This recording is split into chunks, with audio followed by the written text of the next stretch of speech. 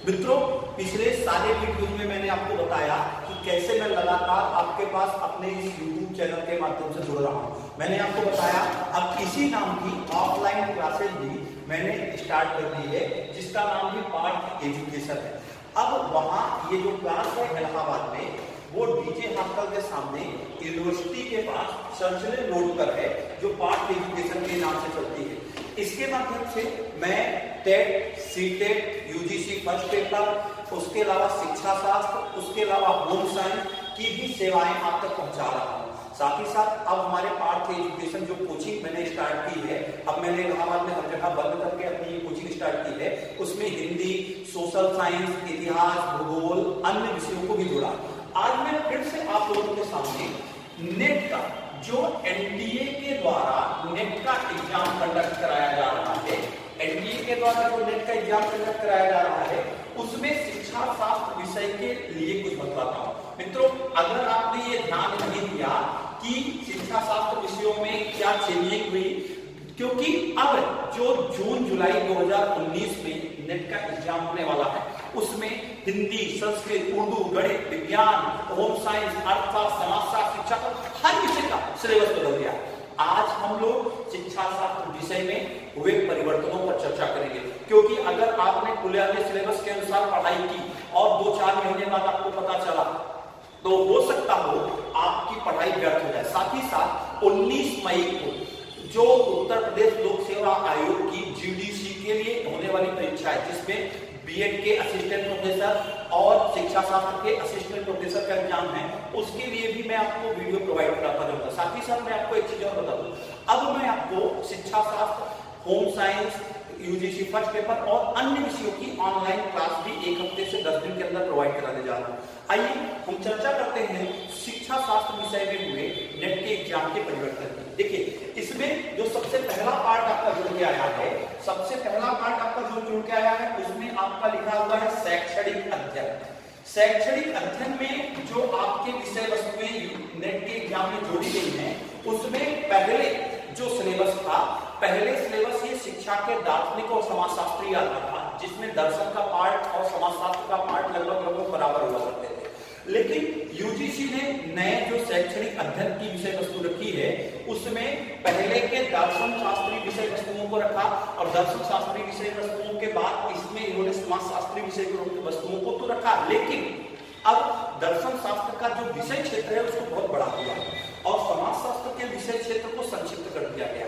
इसमें भी शैक्षणिक अध्ययन में भी आप देखोगे तो ए और बी दिया हुआ है। ए भाग जो दिया हुआ है वो भारतीय दर्शन दिया हुआ है, बी भाग जो दिया हुआ है वो पाश्चात्य दर्शन दिया हुआ है। देखिए, शैक्षणिक जो अध्ययन प्रक्रिया है, इसमें हम दर्शन की विषय वस्तु पहले लेते हैं। जब हम दर्शन की विषय वस्तु पहले लेते हैं तो दर्शन को हम 2 भागों में बांटते हैं। एक भारतीय दर्शन होता है, भारतीय दर्शन के बाद दूसरा जो होता है वो हमारा पाश्चात्य दर्शन होता है। तो भारतीय दर्शन और पाश्चात्य दर्शन 2 विषय वस्तुएं हो गई इसमें। अब जो भारतीय दर्शन है, भारतीय दर्शन की हम शुरुआत करते हैं तो भारत में सबसे पहला दर्शन है सांख्य। सांख्य के बाद दूसरा, सांख्य की जुड़वा बहन जो कही जाती है, सांख्य दर्शन की जुड़वा बहन जिसे हम कहते हैं, उसे हम कहते हैं योग दर्शन। योग के बाद तीसरा जो है वो है न्याय दर्शन। न्याय की जुड़वा बहन जिसे हम कहते हैं वो आपका है वैशेषिक दर्शन। वैशेषिक दर्शन के बाद फिर इसमें 5वां जो है वो आपका पूर्व मीमांसा है। पूर्व मीमांसा का नाम बाद में बदला गया तो इसलिए मीमांसा दर्शन हो गया, और मीमांसा के बाद 6वां जो हो गया आपका वेदांत दर्शन हो गया। ये आपके भारतीय दर्शन की प्रक्रिया है। अब अगर हम और भी बंटवारा करें तो भारतीय दर्शन को हम 2 भागों में बांटते हैं। एक है आस्तिक दर्शन और दूसरा जो है आपका नास्तिक दर्शन है।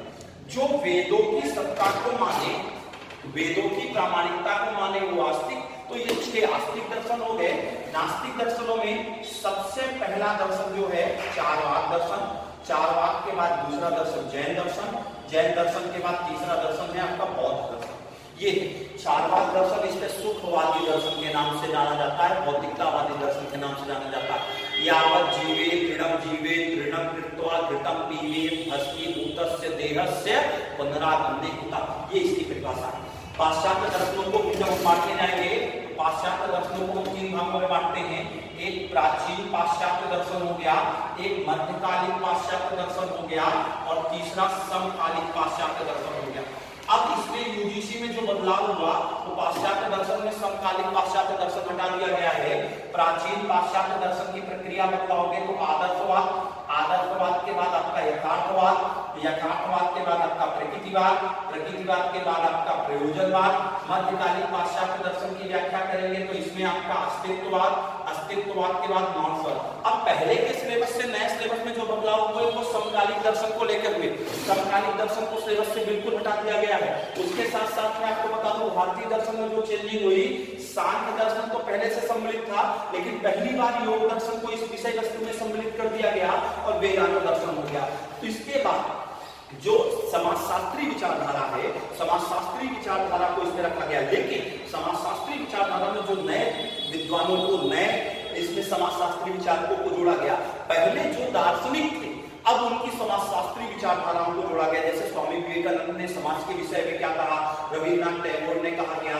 इसके अलावा जो नए जुड़े, जे कृष्णमूर्ति जुड़े, पाउलो फ्रेरो जुड़े, वोल्टनक्राफ्ट जुड़े, नेल नॉर्डिक्स जुड़े और सबसे मुख्य रूप से भारत की पहली महिला शिक्षिका कही जाने वाली सावित्रीबाई फुले, सावित्रीबाई फुले का नाम इसमें जोड़ दिया गया है, जिसको लेकर अब नेट के शिक्षा शास्त्र के पेपर में बहुत बदलाव हुआ।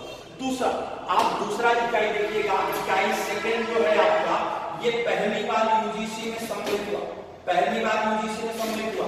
पहले यूजीसी में जो था वो कोई भी भारतीय शिक्षा का इतिहास सम्मिलित नहीं होता था, लेकिन इसमें देखिए शिक्षा के इतिहास, राजनीति और अर्थशास्त्र, इसमें जो भारत में शिक्षाएं चाहे प्राथमिक स्तर की हो, चाहे माध्यमिक स्तर की हो, चाहे उच्च स्तर की संस्थाएं हो, उनसे संबंधित आयोगों और नीतियों की बात की गई। चाहे माध्यमिक शिक्षा आयोग हो, चाहे कोठारी आयोग हो, राष्ट्रीय शिक्षा नीति हो, एनसीएफ हो, राष्ट्रीय ज्ञान आयोग हो, पहले ये बिल्कुल नहीं था।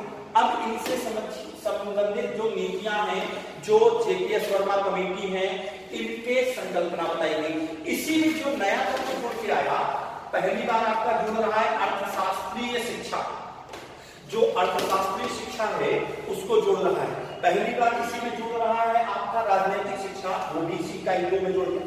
तीसरा जो जुड़ा, पहले जिस इकाई को हम शिक्षा मनोविज्ञान के नाम से जानते थे वो तीसरी इकाई बनी। तीसरी इकाई शिक्षार्थी और अधिगम प्रक्रिया है। इसमें सबसे पहले वृद्धि और विकास को रखा गया।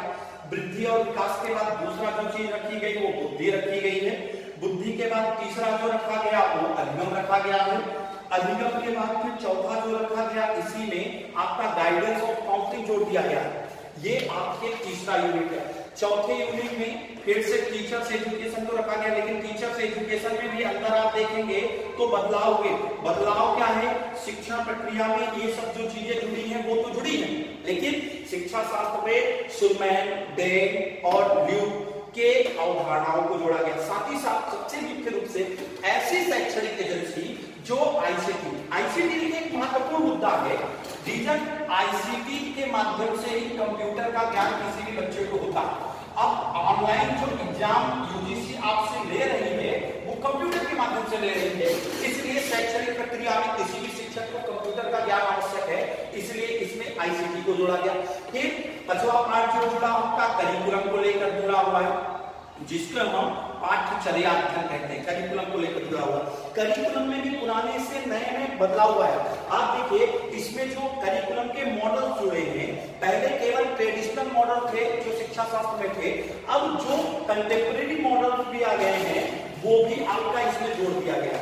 और उसके बाद सबसे बड़ा महत्वपूर्ण बात याद रखिएगा, मैं आप सबको बता रहा हूं अपने पार्ट एजुकेशन यूट्यूब चैनल के माध्यम से कि सबसे बड़ा पार्ट जो बन के आया है वो छठवां पार्ट आपका है रिसर्च, जिसे आप शिक्षा में शोध कहते हैं। उसमें भी जो ट्रेडिशनल रिसर्च थे उनके अलावा भी आपको मैं बता दूं नए नए रिसर्च, नए नए टूल्स, नए नए उपकरण भी सम्मिलित हुए हैं, जिसके आधार पर शैक्षणिक प्रक्रिया में आपको रिसर्च संचालित करना है। और फिर जो अगली इकाई 7वीं इकाई जुड़ी, ये तो अभी तक कभी भी यूजीसी के इतिहास में कही नहीं थी।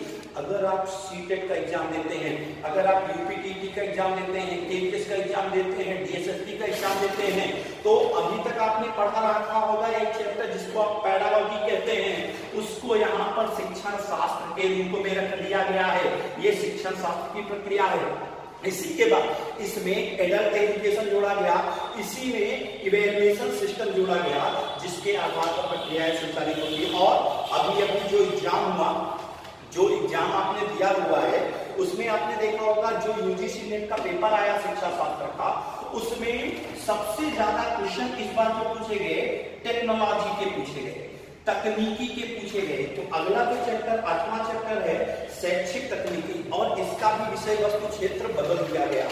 इसके बाद जो अगला 9वां जो टॉपिक आपका जुड़ा, वो आपका शैक्षिक प्रबंधन और प्रशासन जुड़ा। एक चीज यही मैं आप सबका ध्यान और आकर्षित कराना चाहूंगा, अगर आप यहाँ पर शैक्षिक प्रबंधन और प्रशासन पढ़ रहे हैं, अगर यहाँ आप अध्यापक शिक्षा पढ़ रहे हैं, तो जो लोग नेट का एग्जाम दे रहे हैं उनके लिए खुशखबरी ये है कि अध्यापक शिक्षा के ही इस बार maximum chapter UGC first paper में शिक्षण अभिवृत्ति में जुड़ गए।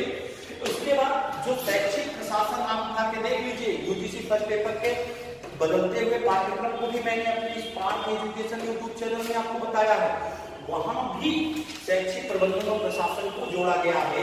इसमें जो उच्च शिक्षा वाला पार्ट है, उसमें अंतिम चैप्टर आपका शैक्षिक प्रबंधन और प्रशासन है, और लास्ट में 10वां जो दिया हुआ है समावेशी शिक्षा। देखिए अभी तक समावेशी शिक्षा जो आती थी वो नॉर्मल कंडीशन में आती थी, लेकिन अब आपने देखा होगा समावेशी शिक्षा में ऐसी चीजों को पूछी जाती है, डिसेबिलिटी पूछी जाती है जो थोड़ा सा डीप टिपिकल होती है।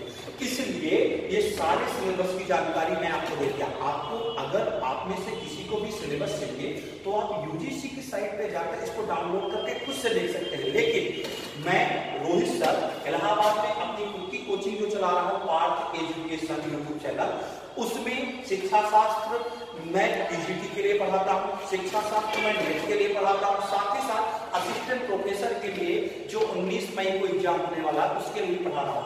आपको अगर कोई भी इससे संबंधित जानकारी चाहिए तो 9451216656 इस नंबर पर कांटेक्ट कर सकते हैं, मैसेज कर सकते हैं, व्हाट्सएप कर सकते हैं, या आप पार्थ एजुकेशन यूट्यूब चैनल का जो ऑफलाइन क्लासेस कोचिंग स्टार्ट हो गई है वहां आकर मुझसे सेवाएं ले सकते हैं। 2 दिन 3 दिन क्लास करके आप देख सकते हैं। साथ ही साथ आपको अगर इस तरीके से तैयारी आप नहीं करेंगे, हर पार्ट पर ध्यान नहीं देंगे, तो देखिए नंबर अगर आपको 100 क्वेश्चन मिलते हैं तो नियर अबाउट आपको 65 से 70 क्वेश्चन तक गेन करने हैं, तभी आप क्लियर कर पाएंगे।